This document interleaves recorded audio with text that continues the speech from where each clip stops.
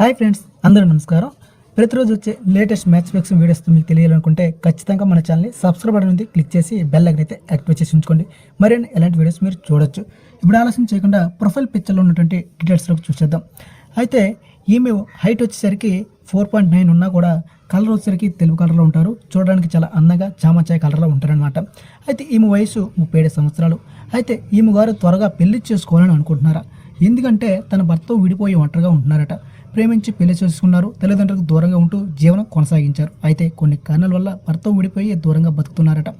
అయితే విడిపోయి కూడా 3 సంవత్సరాలు అవుతుందని అంటున్నారు.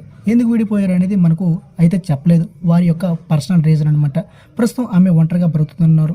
ఆమె డిగ్రీ వరకు చదువుకున్నారట. మెడికల్ షాప్లో ఈమె పని చేసుకుంటున్నారు. ఈమె తల్లిదండ్రులు అండ కూడా లేదంట. ఎందుకంటే తల్లిదండ్రులు కాదని పెళ్లి చేసుకున్నారు కాబట్టి తల్లిదండ్రులు కూడా పట్టించుకోవట్లేదు.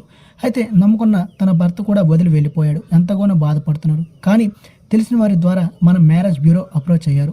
అయితే ఈమె చాలా బాధల్లో ఉన్నట్టుగా తెలుస్తోంది. అయితే బాధపడుతున్నారు కూడా. కారణం ఒంటరిగా బతకలేక చాలా ఇబ్బందిగా ఉందని అంటున్నారు. ఈమె ఒక మగతోడు కావాలని ఆశపడుతున్నారట. అయితే ఎంత వీలైతే అంత త్వరగా పెళ్లి చేసుకోవాలని వీరు అనుకుంటున్నారు. కాబట్టి ఏ క్యాస్ట్ వారైనా సరే పర్వాలేదని మరీ చెబుతున్నారు. మరి మొదటి సంబంధం వారైనా రెండో సంబంధం వారైనా ఈమె పెళ్లి చేసుకోవడానికి సిద్ధంగా ఉన్నారు. కాబట్టి ఈమె గారు చాలా సున్నితమైన మనసు గలవారు. చాలా మంచి వ్యక్తి కూడా. చూడడానికి చాలా లక్షణంగా ఉంటారు. హైట్, వెయిట్, కలరు అన్నీ కూడా పర్ఫెక్ట్గానే ఉంటారు. మీలో ఎవరైనా సరే ఈమెను పెళ్లి చేసుకోవాలనుకుంటే త్వరగా కాంటాక్ట్ అవ్వండి.